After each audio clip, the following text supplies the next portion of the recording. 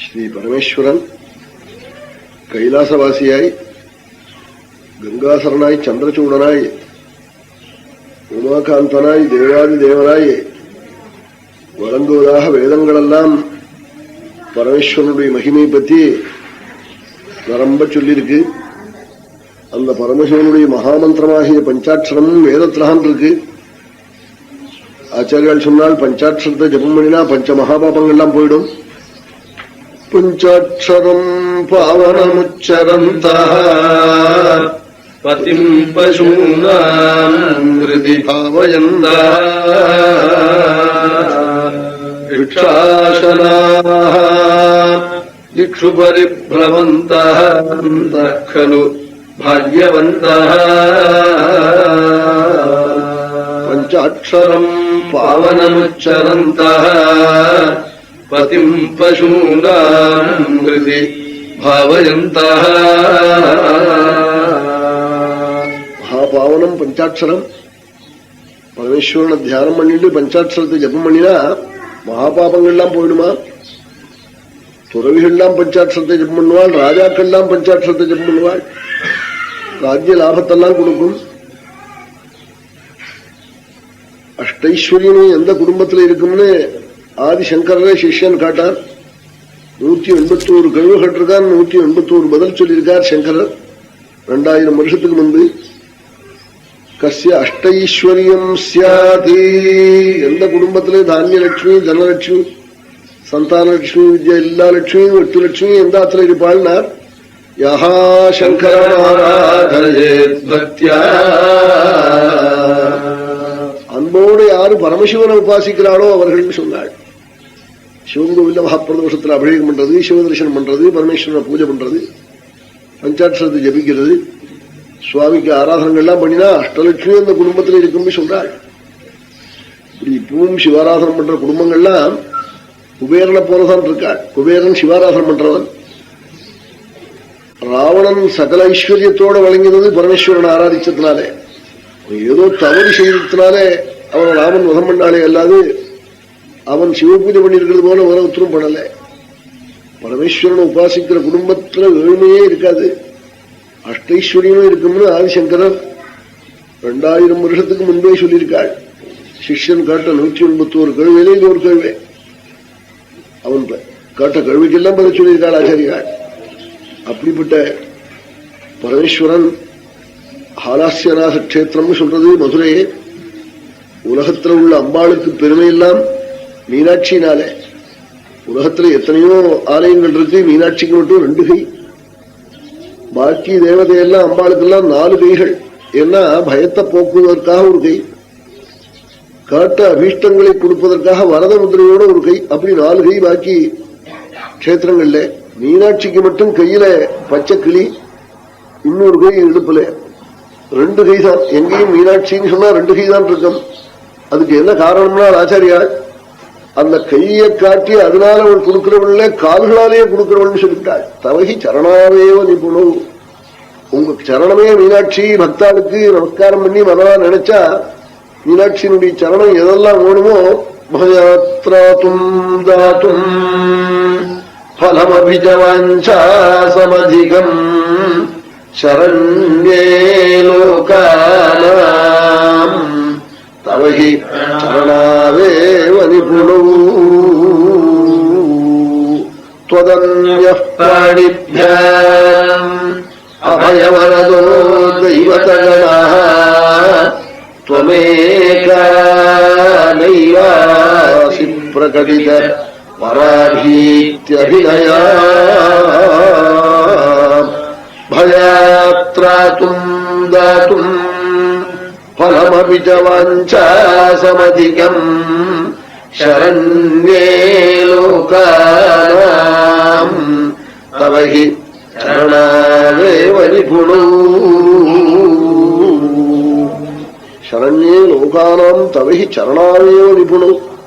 செம்மஞ்சு குழம்பிட்டு குங்குமத்தாலே அச்சிச்சு புஷ்பங்கள்லாம் வச்சு ரத்னமயமான பொருசோடு கூடின மீனாட்சியினுடைய கால்கள் இருக்கே, அதுவே பக்தாளுக்கு வாரி வாரி வாரி வாரி கொடுக்குமாம். கூறிய பொருள்களை எல்லாம் ரத்னம், சுவர்ணம், பீதாம்பரம், முத்து, அஷ்டைஸ்வரியம் எல்லாத்தையும் கொடுத்து பயத்தையும் போக்குமா. பயாத் திராத்தும் தாத்தும் பலமபிச்ச வாஞ்சாசமதிகம். இவர்கள் கோருவதற்கு மேல கோச்சி மடங்கா கொடுக்குமா அம்பாளுடைய மீனாட்சியினுடைய சரணம். அதனால்தான் அகஸ்தியர் சொன்னார், சுமீனாட்சி சுந்தரேஷம் பக்த கல்பமகீருகோ நாள். மீனாட்சியும் சுந்தரேஸ்வரனும் பக்தர்களுக்கு பெரிய கல்பக விருட்சம் நாள். அப்படிப்பட்ட மீனாட்சி சுந்தரேஸ்வரர்களை ஸ்மரிக்கிற குடும்பத்துக்கு தத்திர சோகோ நவித்யத்தே, கண்ணுல ஜலம் வராது, துக்கமே வராது, என்னைக்கும் சந்தோஷமா இருப்பாள். சுமீனாட்சி சுந்தரேஷோ பக்த கல்பமகீருகோ தயோரனுக்ரஹோ யத்ர தத்ர சோகோ ந வித்யதே. அந்த மீனாட்சி சுந்தரேஸ்வர பிரசாதம் இருக்கிற குடும்பத்துல துக்கமே வராது, என்னைக்கும் ஆனந்தமா கல்யாணமா இருப்பாள். அப்படிப்பட்ட மீனாட்சி சுந்தரேஸ்வரனுடைய மகிமையை பற்றி திருவிளையாடல் புராணம் என்று ஹாலாஸ்ய மகாத்மியம் என்று சொல்வது சம்ஸ்கிருதத்தில். அது அகஸ்தியாச்சாரியால் எழுதியிருக்காள். அகஸ்திய மகர்ஷி எந்த அகஸ்தியர் தமிழ் நம்ம தென்னாட்டுக்கு ஒரே தேனாக பொழிந்தார்களோ, எந்த அகஸ்தியருக்கு ஸ்கந்தனே நேர உபதேசம் பண்ணியிருக்காளோ நம்ம தேச பாஷையெல்லாம், அந்த அகஸ்தியாச்சாரியால் வாக்கால சொன்ன லீலே ஆலாசேஸ்வரனுடைய மகிமை, மீனாட்சியினுடைய மகிமை சொல்லியிருக்காள். அந்த சரித்திரத்தை அங்க பாண்டிய தேசத்துல மந்திரியாக இருந்த நீலகண்ட தீட்சிதர்வாள்னு பெரியவாள் அவள் சொல்லியிருக்காள். சிவலீலார்ணவம்னு ஒரு பெரிய காவியம் எழுதியிருக்காள். அதை வடநாடெல்லாம் படிச்சு ஆச்சரியப்படுறாள். தீட்சிதர் எழுதியிருக்கிற கிரந்தத்தை மீனாட்சி சுந்தரேஸ்வரனுடைய மகிமையையும் அங்க நடந்த திருவிளையாடலையும் ரொம்ப அழகாக எழுதியிருக்காள். இனி மீனாட்சியை போல ஒரு தேவதை உலகத்துல கிடையாது. அவளுக்குத்தான் பிராதான்யம், பரமேஸ்வரனுக்கு அப்புறம்தான் நைவேத்தியம்.